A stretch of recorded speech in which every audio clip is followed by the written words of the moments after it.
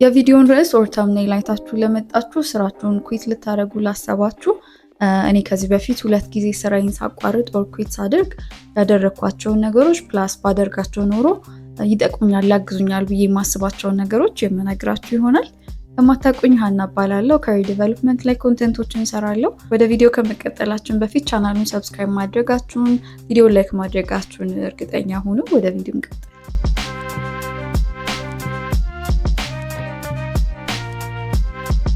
በመጀመሪያ ደረጃ ያደረኩት ነገር ቢሆን ለምንድነው ኩዊት ማድረገው የሚለውን ማወቅ ኦር ክሊር ማድረግ ነበር። ምክንያቱም ኢሞሽናል ሆኜ ኦር ስለደከመኝ በርናውት ላይ ስለሆንኩኝ ወይ ከኮወርከሮቼ ጋር ካለቃዬ ጋር መስማማት ስላልቻልኩኝ ብቻ ከሆነ ሶልቭ ማድረግ የምችላቸው ነገሮች ከሆኑ ኩዊት ማድረግ ስለሌለብኝ ምንድነው ሪዝን ምንድነው ለምንድነው ዲሳይድ ማድረግ የፈለኩት የሚለውን እሱ ላይ እርግጠኛ መሆን ነበረ። እሱን እርግጠኛ ከሆንኩኝ በኋላ ኔክስት ስቴፕ ምንድነው የሚለውን ልክ ኦብቪየስሊ ሁሉም ሰው እንደሚያስበው ነበረ ያሰብኩት። ስለዚህ እጄ ላይ ምን አይነት ሪሶርሶች አሉኝ፣ ምን ያህል ፋይናንሻሊ ምን ያህል ስቴብል ነኝ፣ ምን ሪሶርሶች አሉኝ፣ ምን ስኪሎች አሉኝ የሚለውን በደንብ ብሬንስቶርም ማድረግ ነበረ ማለት ነው። ይህንን ያደረግኩበት ምክንያት አንደኛ ፋይናንሻሊ ጥሩ ከሆንኩኝ ኦር ሞቲቬትድ ከሆንኩኝ ቢዝነስ መጀመር አለብኝ ኦር እችላለሁ ወይ የሚለውን ዲሳይድ እንዳደርግ አድርጎኛል።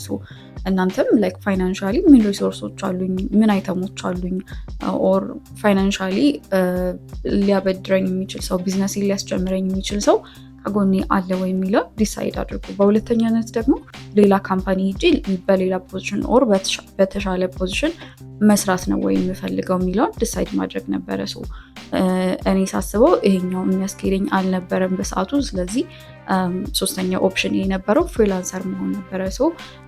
ሪሞትሊ ነው መስራት የምፈልገው ብዬ ነበረ ያሰብኩት በጊዜው። ስለዚህ ሪሞትሊ ፍሪላንሰር ለመሆን ዲሳይድ አደረግኩኝ ማለት ነው። ስለዚህ ባለኝ ስኪል ባለኝ ሪሶርስ እጄ ላይ ላፕቶፕ ነበረ፣ በስልኬ ነበረ። አንዳንድ ስኪሎች ማሻሻል ነበሩብኝ። እነሱ ላይ ነው ወደ መስራት የሄድኩት ማለት ነው።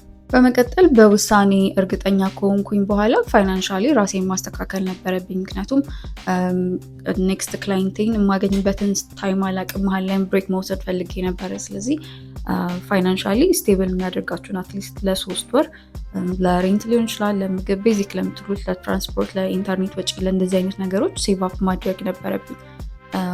ይሄኛው በደንብ እረፍት መውሰድም ከፈልጋችሁ ኦር መሀል ላይ ምንም አይነት ጋፕ እንኳን ያላሰባችሁት ነገሮች አፕን ቢያደርጉ የሚያግዟችሁ ስለሆነ በደንብ ሴቭ ማድረጋችሁን እርግጠኛ ሆኑ። ሪሌትድ ከዚህ ጋር ደግሞ ወጪዎችን መቀነስ፣ አላስፈላጊ የሆኑ ኩዊት እስክታደርጉ ድረስ አላስፈላጊ የምትሏቸውን ኤክስፔንሶች መቀነስ ያግዛችኋል። ቀጣይ ስቴፕ ደግሞ የነበረው ራሴን አፕግሬድ ማድረግ ነበረ። ይሄኛውም አይ ቲንክ ከሌሎቹ ስቴፖች የበለጠ ረዘም ያለ ታይም ወስጄበት ያደረግኩት ነገር ነው። እንዳልኳችሁ ቢያንስ አይ ቲንክ ወደ 3 ኩዊት ከማድረጌ 3 ወር ኦር 2 ወር በፊት ነበረ መዘጋጀት የጀመርኩት። ስለዚህ አፕግሬድ ማድረግ የጀመርኩት እንዴት ነው? ጆብ ፖስቶችን ነበረ ሳይ የነበረው።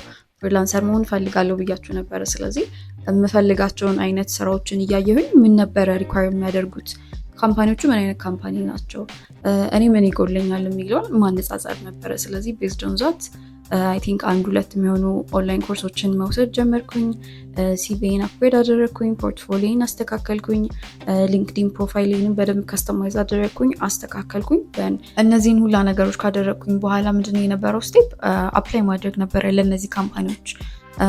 አፕላይ ሳደርግ ማርኬቱ ምን ይመስላል የሚለውን ነገር እንዲነግረኝ ነበር የፈለኩት። ስለዚህ እኔ ምን ይጎለኛል፣ እነሱ ምንድነው የሚፈልጉት የሚለውን በደንብ እርግጠኛ ከሆንኩኝና ይሄ በአፕላይንግ በኢንተርቪውንግ መሀል ያለውን ፕሮሰስ በደንብ ኮንፊደንት ከሆንኩኝ በኋላ አይ ቲንክ 2 ኢንተርቪዎች ነበሩ። እነሱን ሳደርግ ሞር ኮንፊደንት ሆንኩኝ። ተረጋግቼ ኦኬ ይሄ ነገር ትክክለኛ ዲሲሽን ነው፣ የተሻለ ነገር ላገኝ እችላለሁ የሚለውን በደንብ ሰፖርት አደረገልኝ ሪዝኒን ማለት ነው። ቀጣይ ስቴፕ የነበረው ፎርማሊ ለፕሮፌሽናሊ ለምሰራበት ድርጅት ማሳወቅ ነበረ ዲሲሽኔን። ለካምፓኒው ያሳወቅኩት መውጣት ካሰብኩት አንድ ወር ቀድሜ ነበረ። እኔም ታይም ይኖረኛል፣ እነሱም ሪክሩት አድርገው ሌላ ሰው ሃየር እስኪያደርጉ ታይም ይኖራቸዋል። መሀል ላይ ኢንቢትዊን እኔ ማስረከብ ያሉብኝን ስራዎች አስረክባለሁ። ትሬን መደረግ ያለበት ሰውም ከመጣ ትሬን አድርጌ ሊቭ ማድረግ እችላለሁ የሚለውን አስቤ ነው። ፕላስ ፕሮፌሽናሊ ሊቭ ለማድረግ የሚመቸው ላይክ ደሞዛችሁን ተቀብላችሁ አይኩዊት ከማለት ለእናንተም ነገሮች የሚቀሉላችሁ ቀደም ብላችሁ ታይም መስጠት ነው እና 1 ወር ኦር 15 ቀን ነው ብዙ ጊዜ ብዙ ኮንትራቶች ላይ የሚኖረው። 15 ቀን ኦር 1 ወር ቀድማችሁ ማሳወቅ ዘን ፋይናንሻሊ ያልጨረሳችሁት ነገር ካለ ከካምፓኒው ጋር ፋይናንሻሊ ጨርሱ ኤንድ ፎርማል የሚባሉ ወረቀቶችን እንዲያዘጋጁላችሁ ታይም ይኖራቸዋል። ይሄ የስራ ልምዳችሁን፣ ሪኮሜንዴሽን ፔፐር የምትጠይቁት ካለ፣ ቴስቲሞኒያል የምትፈልጉ ከሆነ ሊንክዲን ላይ ስክሪቢ ከማናጀራችሁ፣ ከኤችአራችሁ፣ ከኮወርከሮቻችሁ ሊሆን ይችላል። እንደዚህ አይነት ቴስቲሞኒያሎችን በእነዚህ አይነት ታይም ላይ ብታስጨርሱ ላይክ ነገሮች ፈጠን ብለው እንዲያልቁላችሁ ያደርጋል እና እነዚህን አድርጉ። እዚህ ጋር ግን ምን ሊያጋጥማችሁ ይችላል? እንደየድርጅቱ ይለያያል። በጥሩ ላይ ወስዱላችሁ ኦር ፖዚቲቭሊ ሪፕላይ ላይ ያደርጉላችሁ ይችላል ስራዬን ላቋርጥ ነው ስትሉ። ስለዚህ አንዳንድ የፋይናንሻል ወይም የፔፐር ወርኮችን ሊያስቸግሯችሁ ይችላሉ።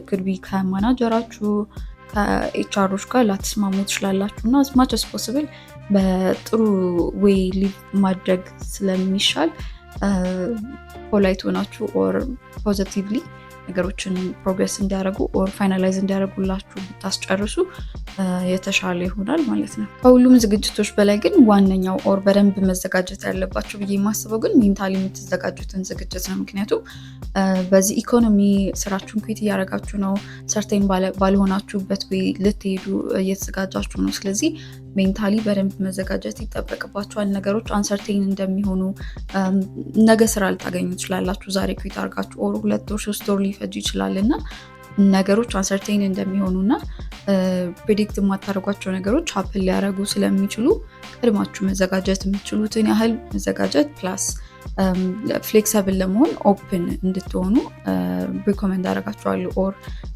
ማይንዳችሁን ኦፕን ብታደርጉት ጥሩ ነው ብዬ አስባለሁ።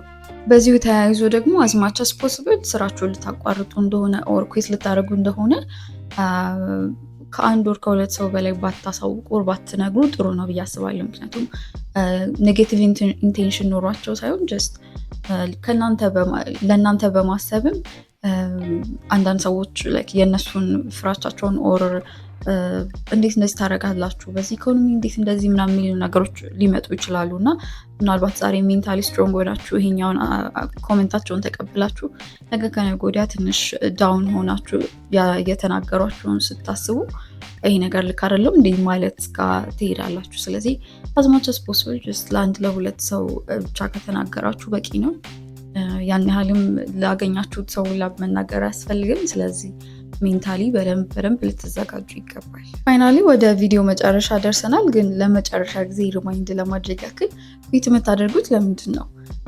ኢሞሽናል ሆናችሁ ከሆነ አሁንም ስቲል ቁጭ ብላችሁ እንድታስቡበት ትፈልጋለሁ። ምክንያቱም ይሄ ኢኮኖሚ አሁን ያለንበት ኢንፍሌሽን አይደለም ያለ ስራ በስራም የሚያስቸግር ሁኔታ ላይ ነው ያለ ነው። ስለዚህ ኩዊት ለማድረግ ፑሽ ያደረጋችሁ ፋክተር ምንድን ነው እና ሶልቭ የምታደርጉት ግዴታ ኩዊት በማድረግ ነው ወይ የሚለውን እርግጠኛ ሁኑበት። ምክንያቱም ኮወርከሮቻችሁ ከሆኑ ምናልባት ፕሮሞሽን ጠይቃችሁ ሌላ ኦፊስ ላይ ልትቀጠሩ ትችላላችሁ፣ እዛው የእናንተ ኦፊስ ሆኖ ማለት ነው። ኦር ፋይናንሻሊ የተቸገራችሁት ነገር ከሆነ ሳይድ ሀስል ኦር ፓርታይም ስራ መጀመር የምትችሉበት ሲቹዌሽን ካለ እንደዛ እንድታደርጉ ሪኮመንድ አደርጋችኋለሁ። ሆፕፉሊ ያነሳውላችሁ ፖይንቶች እናንተን የሚያግዟችኋል ብዬ አስባለሁ። ኤንድ ኮመንት ላይ ሳውቁኝ በምን ምክንያት ኩዊት እያደረጋችሁ እንደሆነና እናውራበት። አሁንም ላስታውሳችሁ ቪዲዮ ላይክ ማድረግ፣ ሼር ማድረግ እንዲሁም ቻናሉን ሰብስክራይብ ማድረግ አይረሳ። ባይ